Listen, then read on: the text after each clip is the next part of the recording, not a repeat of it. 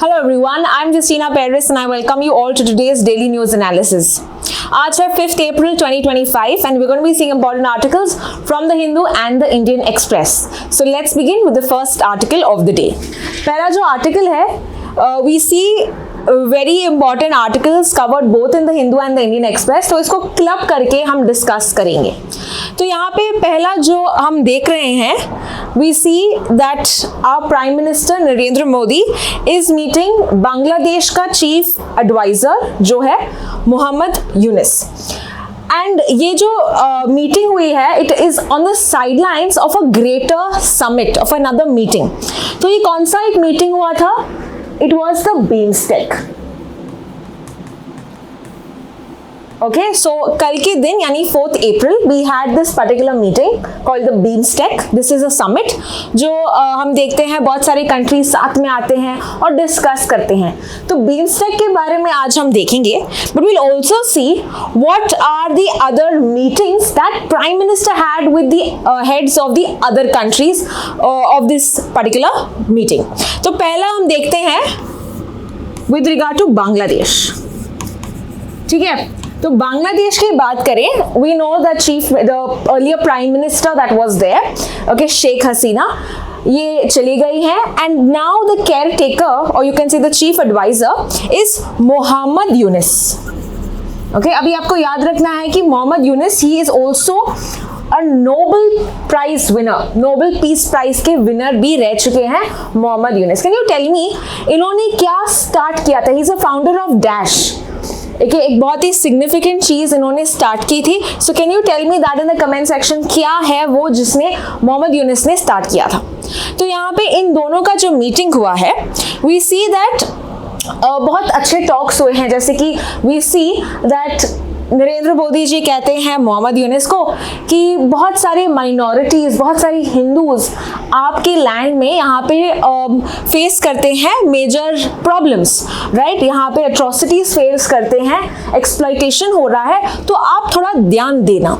फिर on the other hand we see Muhammad Yunus saying कि आपके कंट्री में हमारी जो प्राइम मिनिस्टर रहती है वो है शेख हसीना, आप उसमें देखो कि कुछ कर सके, उनको वापस एक्स्ट्राडाइट करने के लिए कुछ यहाँ पे एफर्ट्स लगाइए, is what Muhammad Yunus is saying. तो यहाँ पे दोनों कंट्रीज आपस में अपने अपने नीड्स, अपने अपने डिमांड्स रखते हैं, which of course prime minister reply में कहते हैं कि हम किसी व्यक्ति, इंडिविजुअल या हम किसी पॉलिटिकल पार्टी को सपोर्ट नहीं करते, हम कंट्रीज के साथ हमारा रिलेशन बेटर करना चाहते हैं और बांग्लादेश को हम ऐसे ही सपोर्ट करना चाहते हैं. So this is how the talks happen between the two countries. 40 minute की ऐसे उनकी एक मीटिंग हुई थी, as much as our daily news discussion, right? Now next aspect और किनसे मिले हैं? ये मिले हैं ऑल्सो विद रिगार्ड टू, या he is also met Myanmar. Second किससे मिले हैं? म्यांमार. ठीक है, and third we also have Nepal. तो इन कंट्रीज के साथ उनका साइडलाइंस में डिस्कशन हो रहा था. तो म्यांमार में हम देख रहे थे कि recently there has been an earthquake, after shock, जिसमें इंडिया ने भी इनको सपोर्ट किया था. तो can you tell me the name of the operation through which India supported और gave humanitarian aid with regard to medicine, with regard to supplies? ये कौन से ऑपरेशन के थ्रू उन्होंने म्यांमार को सपोर्ट किया, ये आप मुझे कमेंट सेक्शन में बताना, क्योंकि रिसेंटली हमने इसको देखा है. सो ये कंडोलेंसेस देते हैं, यू नो, ये अपना दर्द जताते हैं with regard to this. And we see Myanmar के जो हेड है उनसे मिलते हैं. म्यांमार में अभी जो हेड है, it is called as the junta. Okay, junta. Junta is what? Junta chief. तो junta is basically a military और अ पॉलिटिकल ग्रुप जो कंट्री को रूल करती है. ओके, इट्स अ मिलिट्री या एक पॉलिटिकल ग्रुप जो कंट्री को रूल करती है, दैट्स अ युंता. तो युंता के जो चीफ है जो है मिन ऑन्ग लैंग.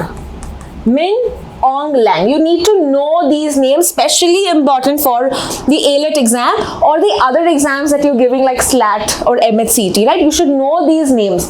तो ये अभी युंता के चीफ है. तो यहाँ पे भी प्राइम मिनिस्टर कहते हैं कि फ्री और फेयर इलेक्शंस होने चाहिए, सिविल वॉर बंद होना चाहिए. So he gives his opinions with regard to this particular state. Next we see Nepal. ठीक है, नेपाल की अगर हम बात करें, who is the prime minister currently? Prime minister है केपी ओली शर्मा. केपी ओली शर्मा. तो नेपाल के प्राइम मिनिस्टर से भी ये डिस्कशंस करते हैं और again want to increase ties with our neighbouring countries. So this is all with regard to this. अभी ये जो समिट्स होने के बाद प्राइम मिनिस्टर चले गए Sri Lanka. Okay, he goes to Colombo. Colombo Sri Lanka. और यहाँ पे वो मिलते हैं द प्रेसिडेंट ऑफ श्रीलंका से. Okay, who is the president of Sri Lanka? We have Anura Kumara Dissanayake. Anura Kumara Dissanayake. Now these are some one-liners that can be asked in your exam. तो आपको ये मेंशन करना, याद रखना जरूरी है. ओके, इनका प्राइम मिनिस्टर की बात करें, it is Harini Amarasuriya. Okay, Harini Amarasuriya. So ये ऐसे करके हम देख रहे हैं कि सभी कंट्रीज के साथ हम अपना रिलेशंस बेटर करना चाहते हैं. We have a neighbourhood first policy. तो इसी को व्यक्त करके we have seen many such meetings of a very old prime minister. Now ये जो मीटिंग्स हुआ है, I told you it was on the sidelines of another important summit. What is that summit? BIMSTEC. तो अभी हम BIMSTEC के बारे में देखते हैं, कौन से नए इनिशिएटिव्स प्राइम मिनिस्टर ने अनाउंस किया है. Alright, we will see with regard to some basic facts about this particular body.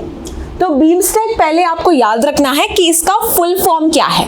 BIMSTEC का फुल फॉर्म है Bay of Bengal initiative for multi sectoral technical and economic Cooperation. बहुत बड़ा नाम है, but याद रखना है कि बे ऑफ बंगाल के सराउंडिंग वाले कंट्रीज हैं, राइट, ये बेसिकली इसमें मेंबर्स हैं. बे ऑफ बंगाल के सराउंडिंग कंट्रीज इसके मेंबर्स हैं. तो आइडियली लाइक ओरिजिनली अगर हम बात करें, ये इतना बड़ा नाम नहीं था. It was a small name with regard to BISTEC. और ये याद रखने के लिए बहुत ईजी है because it was basically Bangladesh, India, Sri Lanka, Thailand, ये 4 कंट्रीज ने स्टार्ट किया था. कब? 1997 में. सो दे साइंड अ डिक्लेरेशन जिसका नाम है बैंकॉक डिक्लेरेशन. ओके, 1997 में ये साइन करके इन्होंने ग्रुपिंग बनाया BIST और EC stands for economic cooperation because they wanted to increase the economic engagement among the countries. पर कुछ साल के बाद म्यांमार इसको ज्वाइन करना चाहता था. So that is why they had to change the name because Myanmar अगर उनका नाम नहीं हम रखते ग्रुप में सो नाराज हो जाता, right. So therefore they had to add Myanmar name. So what did they do? They said BIMST का रखते हैं और EC यानी कि Bangladesh, India, Myanmar, Sri Lanka and Thailand. But और 2 कंट्रीज यहाँ पे ज्वाइन हुए. However, ये 2 कंट्रीज हम देखते हैं बे ऑफ बंगाल से लगते नहीं है because they both are landlocked countries.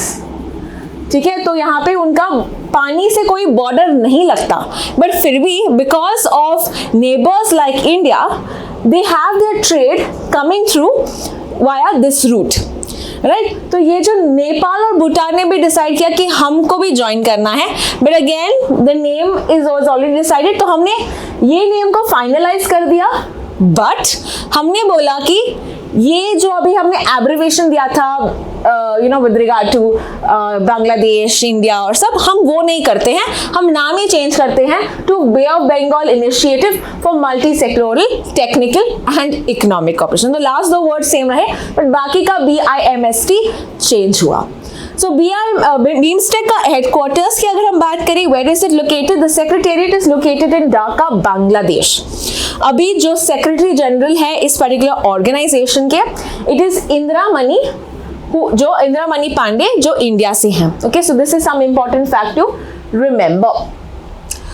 Recently अभी जो समिट हुआ है ये कहाँ पे हुआ है? This was the 6th summit that we see और ये 6th summit happened in Bangkok, Thailand. इसके पहले अगर हम बात करें, that was the 5th summit that happened in Colombo, लेकिन ये वर्चुअल हुआ था यानी कि ऑनलाइन हुआ था इन 2022. That was the 5th summit. अभी की बात करें 6th summit, this was in Bangkok, Thailand. इस पर्टिकुलर समिट का थीम है prosperous, resilient and open BIMSTEC. Outcomes ये है कि they are looking at Bangkok Vision 2030, we're looking at collective responsibility, collective action we're talking about। हम यहाँ पे हमने समिट में डिस्कस किया है मैरीटाइम ट्रांसपोर्ट कॉर्पोरेशन, ताकि सब कंट्रीज आपस में ट्रेड बढ़ाए, आपस में हम देखते हैं कि सिक्योरिटी एंड सेफ्टी बढ़ाए with regard to the ocean regions. So this is with regard to the BIMSTEC organisation. Now very important aspect that you have to know is what prime minister has announce. हमने कौन से initiatives announce किए हैं तो उसके बारे में देखते हैं। तो हमारे प्राइम मिनिस्टर ने अनाउंस किए हैं बहुत सारे इनिशिएटिव्स। तो पहला अगर है that is BIMSTEC centre of excellence in India.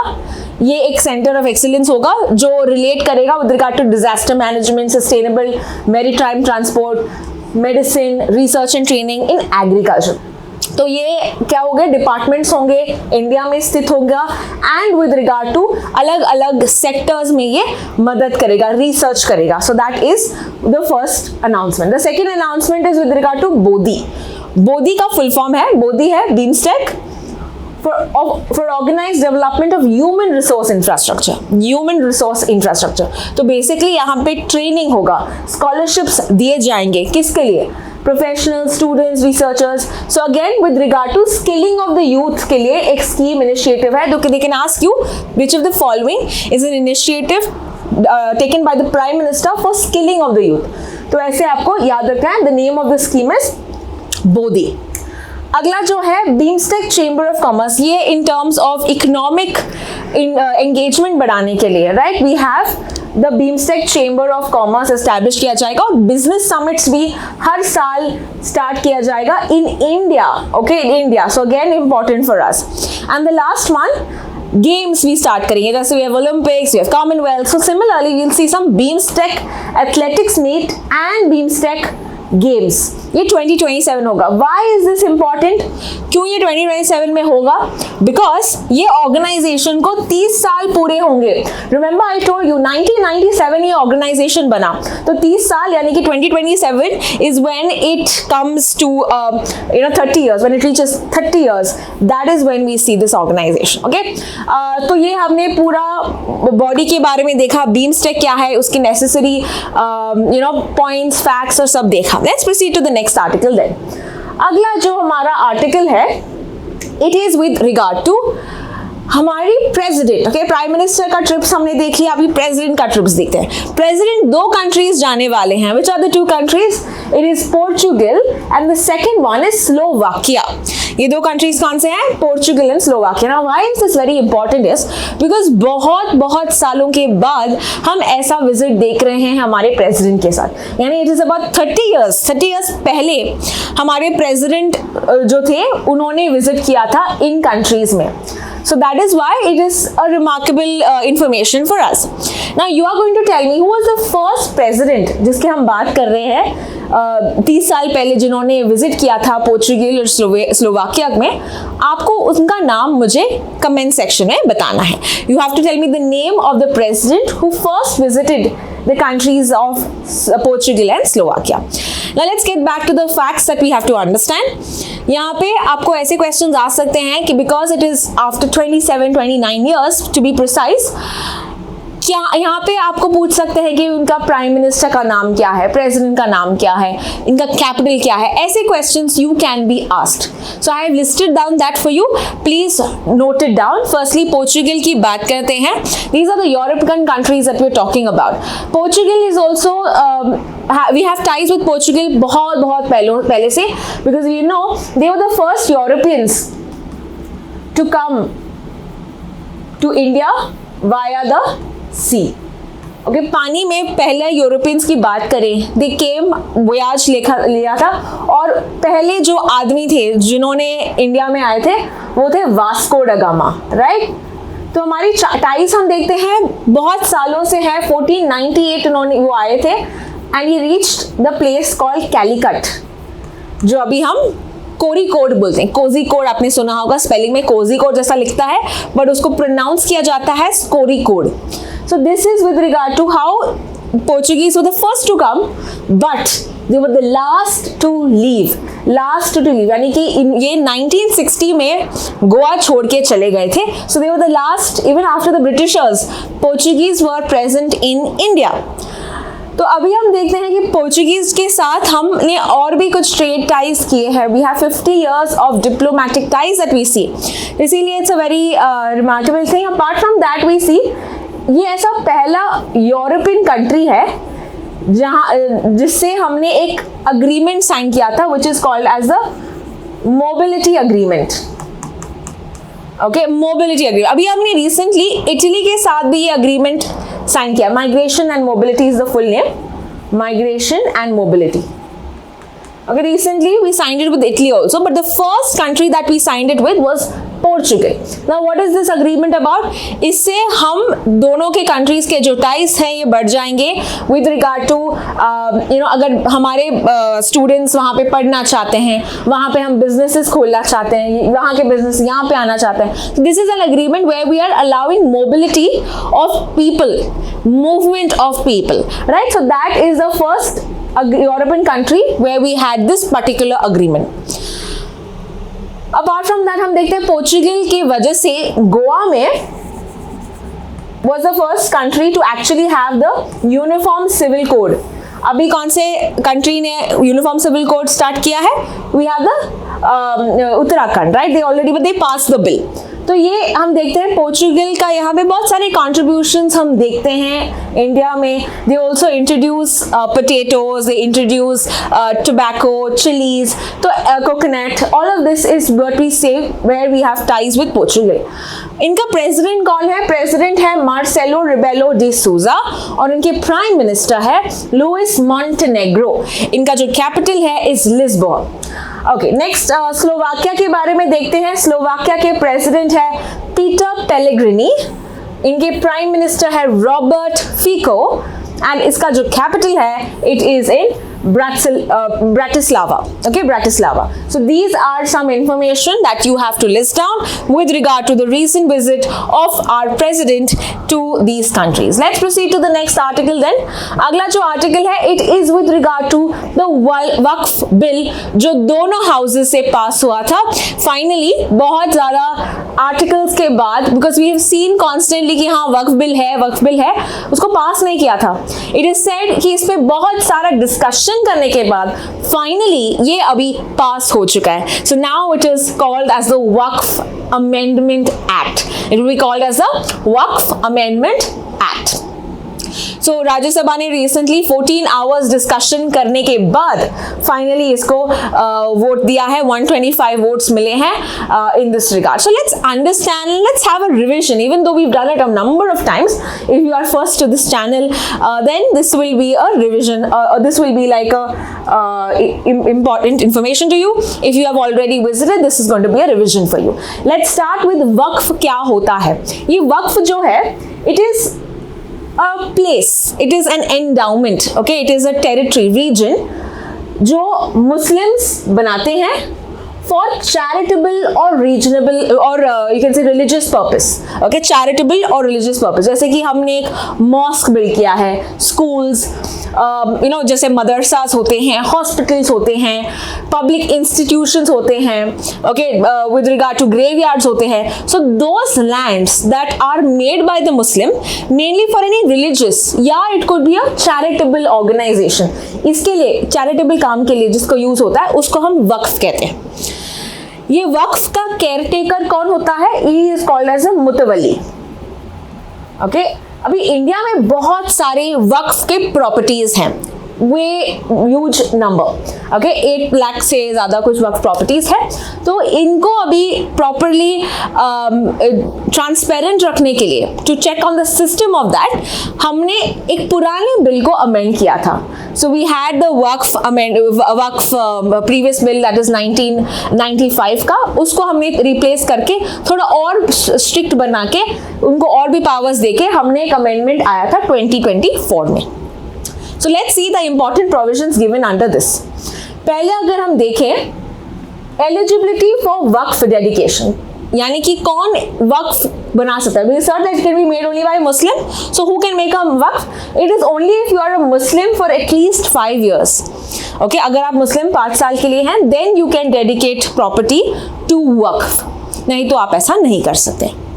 Second thing, property is already registered with waqf will remain unless disputed or identified as government land. तो अगर आपने ऑलरेडी रजिस्टर किया है वक्फ बोर्ड के साथ तो ये वक्फ कंटिन्यू होगा अनलेस ये लेटर ऑन पता चला है कि ये गवर्नमेंट अथॉरिटी है. तो ये जो पहला एक सिचुएशन था called as Waqf by user.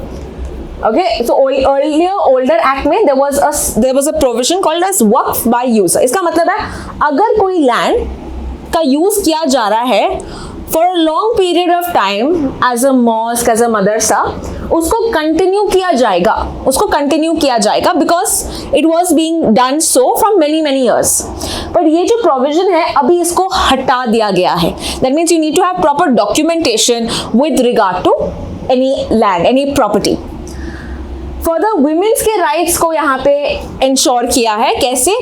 Women must receive the inheritance. मुझे मेरा inheritance मिलना चाहिए before giving it away as a waqf.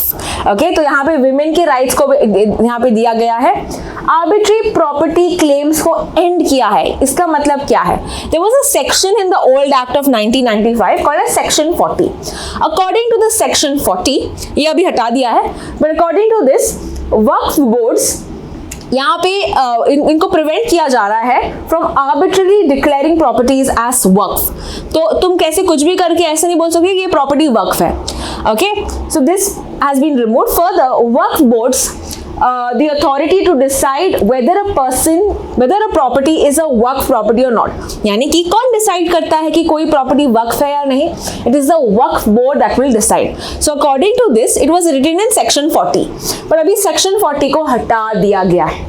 ठीक है, section 40 को हटा दिया है. That means waqf boards will not have a lot of powers, right? यहाँ पे इनको ट्रांसपेरेंट किया जा रहा है. इनका प्रोसीजर जो है ऑफ क्लेमिंग थिंग्स इसको ट्रांसपेरेंट किया जा रहा है. Further, you have Waqf tribunals.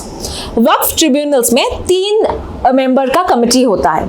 Here you have a district judge, a state government officer और एक एक्सपर्ट होना चाहिए इन मुस्लिम लॉ एंड jurisprudence. जिसको मुस्लिम लॉ पता है. Now, if at all you want to appeal with regard to Waqf tribunal ने एक बताया कि चलो ये प्रॉपर्टी वक्फ नहीं है, तो आप अगर अपील करना चाहते हो आप कर सकते हो. कितने दिन के अंदर? 90 डेज के अंदर. 90 days of receiving the order आप हायर कोर्ट्स में इसका अपील कर सकते हैं. तो ये सब हम प्रोविजन देखते हैं. इनके अलावा कुछ और प्रोविजन है उसके बारे में देखते हैं. इसके अलावा we see with regard to annual audit of the Waqf properties किया जाएगा. स्पेशली 1 लाख से ज्यादा कोई इंस्टीट्यूट कमा रहा है, they will come under this. The second thing is technology का इस्तेमाल किया जा रहा है to mainly to have a proper database, a central portal to register all the Waqf properties. तो आपको 6 महीने के अंदर जो भी आपकी प्रॉपर्टी है ये भी रजिस्टर करना पड़ेगा. So that is also another aspect. Mutawallis is a caretaker, तो इनको भी रजिस्टर करना होगा. उनकी जो प्रॉपर्टीज वो केयर टेक कर रहे हैं ये सब on a central portal of the government. And diverse representation, ये जो वक्फ बोर्ड्स की बात कर रहे हैं, राइट? हमने ट्रिब्यूनल्स के बारे में देखा, 3 जन हैं. अभी वक्फ बोर्ड्स के बारे में देखते हैं. वक्फ बोर्ड्स यहाँ पे also will include 2 non Muslim members, okay, ताकि इंक्लूसिविटी हो, डाइवर्स रिप्रेजेंटेशन हो. They will also have among Muslim members at least 2 women. They will also have दूसरे सेक्ट के मुस्लिम सेक्ट जैसे होते हैं शिया, सुन्नी, बोरा और बोरी, all of them also will be represented under these Waqf boards. So government क्या बोलती है? गवर्नमेंट बोलती है कि ये इस पर्टिकुलर अमेंडमेंट का नीड था बिकॉज यहाँ पे मिसमैनेजमेंट हो रहा था, पुअर मैनेजमेंट हो रहा था of the Waqf properties. Apart from that ये एक प्रिंसिपल हुआ करता है कि once a Waqf always a वक्फ. सो इससे क्या हो रहा है? लैंड प्रॉपर इसका यूज नहीं हो रहा है, इसका कोई देखभाल नहीं कर रहा है, and this was creating a lot of problems. Apart from that कुछ भी यहाँ पे हाई कोर्ट या जुडिशियल ओवरसाइट नहीं था. तो अभी बिकॉज वी हैव ट्रिब्यूनल में 1 सच डिस्ट्रिक्ट जज, प्रॉपर सिस्टमैटिक तरीके से ये होगा. एंड ये वक्फ बोर्ड्स भी जो थे ये अपना पावर्स मिसयूज कर रहे थे. So it was essential to also have diverse representation coming from other aspects. Women का भी यहाँ पे रिप्रेजेंटेशन, वुमेन के राइट्स को भी यहाँ पे दिया गया है. सो this is why this particular amendment was required is what the government से. बट ऑफ कोर्स कंसर्न्स भी है. कंसर्न्स ये है कि जो कम्युनिटीज है ये यहाँ पे क्वेश्चन करती है कि ये जो अमेंडमेंट लाया है this is curtailing on the rights of the Muslims. ये भी कह रहा है कि गवर्नमेंट का जो रोल है ये काफी ज्यादा हो रहा है, स्ट्रिक्ट हो रहा है, स्ट्रिंजेंट हो रहा है. So these are all you can say the challenges that are given by various groups and activist against this amendment bill. तो ये पूरा आर्टिकल हमने देखा वक्फ के बारे में. Let's proceed to the next article. अगला आर्टिकल है यूएस के बारे में. Of course there is no day जहां पे हमने यूएस के बारे में डिस्कस नहीं किया है. अभी यूएस ने क्या किया ये जान लेते हैं. यूएस ने रेसिप्रोकल टैरिफ्स लगा दिए थे. We have seen this in the earlier classes. What do you mean by reciprocal tariffs? तो मान लो कि कंट्री ए है और कंट्री बी के साथ वो ट्रेड करती है. ओके, कंट्री ए जहां पे जो गुड्स भेजती है कंट्री बी को, ठीक है, वहां पे ये टैक्सेस लगाती है. So what is country B doing? It is applying some taxes on the goods that are coming. Okay, कि मैंने एक बाइक खरीदी है कंट्री ए से, उसमें मैं टैक्सेस लगाता हूँ ताकि वो थोड़ा महंगा हो इन दिस पर्टिकुलर कंट्री. तो अभी कंट्री बी की कहती है कि तुम टैक्सेस लगा रहे हो मेरे गुड्स पे, तो मैं भी टैक्स लगाता हूँ तुम्हारे गुड्स पे. तो अगर मैं तुम्हारे कंट्री से कुछ मेडिसिन लेती हूँ तो मैं भी यहाँ पे कुछ टैक्स लगाऊंगी ताकि ये मेडिसिन एक्सपेंसिव हो. अभी इससे क्या होगा? We will see that the local markets यहाँ पे दो बार सोचेंगे गुड्स खरीदने से, बिकॉज उनको ज्यादा दाम में ये खरीदना पड़ेगा, बिकॉज यहाँ पे टैक्सेस काफी ज्यादा है. तो ये ट्रेड में जरूर अफेक्ट करेगा. Now let's come back to this example. यहाँ पे ए जो है it is USA and B is the rest of the world. तो यूएसए अभी कह रहा है कि क्योंकि तुम मेरे गुड्स पे टैक्सेस लगाते हो, मैं तुम्हारे गुड्स पे टैक्सेस लगाता हूं, and that is called as reciprocal tariffs. So here we see that USA has added taxes on various countries, even not left India. India पे ये कहता है कि हम आपके 26% of taxes लगा रहे हैं आपके गुड्स पे. चाइना पे कितना लगाया उन्होंने? चाइना पे लगाया है 34%. तो अभी न्यूज ये है कि चाइना भी कह रहा है कि तुमने 34% टैक्सेस लगाए, तो हम भी अभी 34% हमारा टैक्सेस अभी मेंशन करते हैं कि हम भी तुम्हारे गुड्स पे 34% टैक्सेस लगाएंगे. So China hits back with 34% tariffs on the US goods. So there is a fear, यहाँ पे मार्केट्स भी गिरे हैं with the fear of this particular कि ये कुछ एक फुल ब्लोन ट्रेड वॉर भी हो सकता है in this regard. Let's proceed to the next article. अगला आर्टिकल है cabinet's nod to vibrant village programme. Now यहाँ पे we need to know about what is vibrant village programme.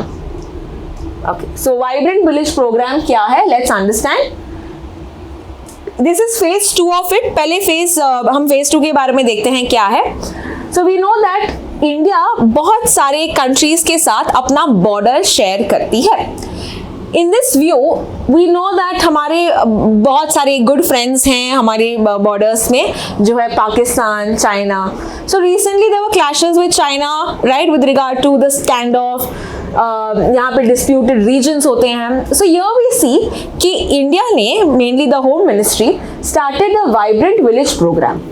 ठीक है, ये फेज 1 हुआ था पहले. फेज 1 स्टार्टेड फ्रॉम 2022 टू 2025, यानी कि इस साल ये खत्म हुआ. तो इसीलिए इसको और भी एक्सटेंड किया गया है फ्रॉम 25 से लेके 28 तक, और 3 साल इसको एक्सटेंड किया गया है. अर्लियर इन द फेज 1, पहले फेज में बस चाइना से लगते हुए स्टेट्स को यहाँ पे they had ensured to have this particular scheme. तो चाइना से लगे हुए कौन से हैं स्टेट्स? चाइना से लगे हुए स्टेट्स जैसे कि Ladakh, states and UTs. Okay, so Ladakh है, इसके अलावा वी हैव हिमाचल प्रदेश, इसके अलावा उत्तराखंड, इसके अलावा Sikkim, and finally we have Arunachal Pradesh. I hope you are able to understand. Okay मैं वापस से रिपीट करती हूँ. The states that share its border with China include Ladakh which is UT, then is Himachal Pradesh, Uttarakhand, we also have Sikkim and Arunachal Pradesh. तो ये 5 states have share the border with China. और बस यहाँ पे ये इंश्योर किया कि टू इंश्योर कि बहुत सारे यहाँ पे हाउसिंग प्रॉपर हो, यहाँ पे प्रॉपर इंडस्ट्रीज, प्रॉपर डेवलपमेंट हो basically, and with regard to tourism भी हो, because these will be like the eyes of the border security forces. So roads, connectivity अच्छा होना, communication अच्छा होना, that was the major मकसद of having this vibrant village program. इसी को अभी extend किया गया है. 6,800 करोड़ रुपए यहाँ पे outlay दिया है. aimed at strategic villages all. अभी यहाँ पे it is set for all international borders. तो पहले it was only for China. Now we are ensuring कि expand किया जाए to the other regions as well. जैसे कि Arunachal Pradesh, Assam, Bihar, Gujarat, Jammu Kashmir, Ladakh, Manipur, Meghalaya, Mizoram, Nagaland, Punjab, Rajasthan, Sikkim, Tripura, Uttarakhand, UP and west Bengal. तो यहाँ पे भी दूसरे स्टेट्स का भी दूसरे स्टेट्स में भी यही स्कीम को ये किया जाएगा, एक्सटेंड किया जा रहा है. Apart from that this is a central sector scheme. इसका मतलब है पूरा फंडिंग कौन उठाएगा? It is only the centre. Centre will fully fund, centre से पैसे जाएंगे. तो इंफ्रास्ट्रक्चर, लाइवलीहुड, सिक्योरिटी, जॉब्स, सब कुछ ये प्रोवाइड करेगा. सो यू सी क्वेश्चन ऐसे आ सकता है, how many states, how many countries के साथ हम अपना बॉर्डर शेयर करते हैं. So we share with 7 countries. हमारा लैंड बॉर्डर हम शेयर करते हैं 7 कंट्रीज के साथ. Which are the 7 countries? Pakistan, Afghanistan. So there is a small part here that you see, okay, that is sharing of Jammu Kashmir. POK के region में आता है, लेकिन we consider it as part of us. So Afghanistan is the second one. Third, China. Fourth, Nepal. Fifth, Bhutan. Sixth, Bangladesh, and 7th is Myanmar. तो ये 7 countries, okay, share its border with India. अभी आपको ऐसे भी पूछा जा सकता है कि कौन सी स्टेट्स शेयर करते हैं international borders. Which states have international borders? तो ऐसे भी क्वेश्चन आ सकता है. So you have to remember there are total 18 states and union territories that share international borders और दैट हैव इंटरनेशनल बॉर्डर्स. जैसे कि हम देख रहे हैं गुजरात, राजस्थान, पंजाब, जम्मू कश्मीर, लद्दाख, इसके अलावा Himachal Pradesh, Uttarakhand. Okay, we have Uttar Pradesh who has this border with Nepal. फिर है Bihar, okay, again with Nepal. Then we have Sikkim who has borders with Nepal, China, Bhutan, okay. Apart from that, we see with regard to Meghalaya, Assam. Okay, Assam shares a border with Bhutan, as you can see. Arunachal Pradesh, okay. Then we have Nagaland, Manipur, Mizoram. तो यहाँ पे total कितने and we also forgot West Bengal, right? So yeah, so these are the states that have sharing their borders with other countries. तो ये आप एक screenshot ले सकते हो and you can revise it. ऐसे questions भी आ सकते हैं, right? Let's proceed to the next article. Supreme Court directs CEC.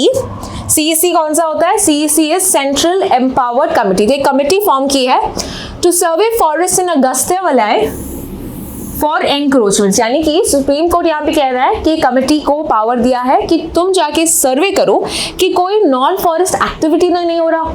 Check करो कि फॉरेस्ट और सब ठीक तो चल रहे हैं इन द अगस्त्य मलई. अगस्त्य मलई कहाँ पे है? It is in western Ghats. That means 2 states के यहाँ पे है, that is Kerala and Tamil Nadu. In states में ये फॉरेस्ट, ये बायोस्फीयर रिजर्व या ये रीजन कवर करता है. बहुत यहाँ पे हम देख रहे हैं positive work of supreme court in the recent times. जैसे आपने सुना होगा कंचा गच्ची बोली. Have you heard of this? कंचा गच्ची बोली, have you heard of this? कहाँ पे ये कंचा गच्ची बोली? तेलंगाना में, ठीक है.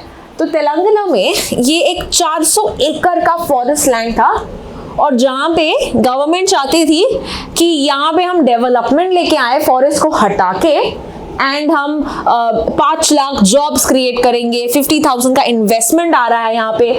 सो it is when they wanted to wipe out the forest of Kancha Gachibowli, almost 400 एकड़ forest land. It's a very huge area.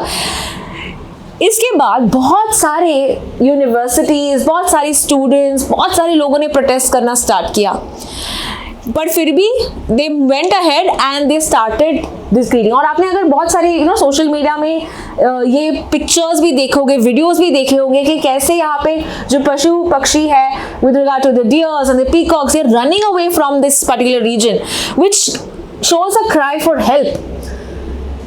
इस दौरान हम देखते हैं supreme court has stepped into this और इन्होंने कहा कि जो भी यहाँ पे डिफॉरेस्टेशन के एक्टिविटीज चल रहे थे इनको हॉल्ट किया जाए, इनको रोक दिया जाए. Now this is a classic example of judicial activism. Okay, कि judiciary यहाँ पे steps ले रही है, okay, to stop or to do a proactive work, to do a progressive work. So that is the role of the Supreme Court in this regard. तो Supreme Court ने यहाँ पे भी फॉरेस्ट को प्रोटेक्ट करने के लिए बोला है कि आप सर्वे करो ताकि ये जो हम कंजर्वेशन एनवायरनमेंट की बात करें इसका प्रॉपर से कंजर्वेशन और प्रोटेक्शन हो. इनके जो you have the reserves there, you have the national parks, all of that should be maintained well. Now coming to understand, Agasthyamalai is also a biosphere reserve. अब ये बायोस्फीयर रिजर्व क्या होता है? Biosphere reserve is an area of terrestrial, marine, coastal ecosystem. Okay, ये पूरा एक reason, vast एक reason होता है जो प्रमोट करता है conservation of biodiversity and sustainable use. मतलब very huge regions of land, vast regions of land का कंजर्वेशन की बात करें, दैट मीन्स एक biosphere reserve can also have a number of wildlife sanctuaries. इतना बड़ा वो रीजन होता है. तो इंडिया हैज सेड कि हमारे पास 18 ऐसे नोटिफाइड बायोस्फीयर रिजर्व है, बट जो यूनेस्को का प्रोग्राम है that started in 1971 called as the UNESCO man and biosphere world network. Man and biosphere world network ये यूनेस्को का है. तो अकॉर्डिंग टू दिस उन्होंने बस 12 को नोटिफाई किया है. 12 have been included in the original records, okay, in the world records which are there: Nilgiri, gulf of Mannar, Sundarban, Nanda Devi, Nokrek, Pachmarhi, Similipal, Achanakmar, Amarkantak, great Nicobar, Agasthyamalai and Kanchenjunga, Panna, that's in Madhya Pradesh. So these are the 12 ones. Can you tell me which are the 6 that have not been notified by the international program, but 6 हमने notify किया क्योंकि हमने total 18 किया है, तो 6 इसमें mention नहीं किए थे, right? Can you list down the remaining 6 that have not been given in the MAP program? तो यहाँ पे आपको गल्फ ऑफ मन्नार की बात करें, this is the only coastal वाला. Okay, this is the only coastal, बाकी सब लैंड पे है, बाकी सब लैंड पे है. So these are, you can say, the major biosphere reserves that we talk about. यहाँ पे बस एक डिपिक्शन किया है कि कैसे हम बायोस्फीयर रिजर्व में जोन्स क्रिएट करते हैं. Okay, so there are 3 zones. What are the 3 zones? Core zone, buffer zone and transition zone. Core zone is where they are monitored. This is where no activity, कोई भी industrial activity, कोई भी habitation, कुछ भी नहीं होगा. This is corely for monitoring purpose and this is where the wildlife are going to be there. Okay, buffer zones वो region होते हैं जहाँ पे you can do some educational research work that is allowed and tourism. ठीक है, यहाँ पे ये अलाउड है, बट सेटलमेंट्स भी हम देखते हैं जैसे ट्राइबल सेटलमेंट्स होते हैं, that is also allowed in this case. यहाँ पे no settlements whatsoever, core में नहीं सेटलमेंट्स, यहाँ पे हो सकता है जैसे कि ट्राइबल सेटलमेंट्स होते हैं. And then we have the transition area. Transition area is where you can say usually everything can happen, okay, with regard to research, because that is closer, that is the outermost region जहाँ पे सब कुछ allowed है, monitoring, settlements, research, सब कुछ कर सकते हैं. So the core area is where it is untouched, कुछ नहीं कर सकते, बस monitor कर सकते हो और कुछ भी नहीं, research भी नहीं. The buffer zone is where the research happens and the third zone is where the tourism and the other activities can happen. तो ये हमने देखा है with regard to the biosphere reserves, and we're done with today's discussion of the daily news analysis. Don't forget to watch the next video where I'm going to be getting 20 unique questions from today's current affairs. Thank you so much for watching.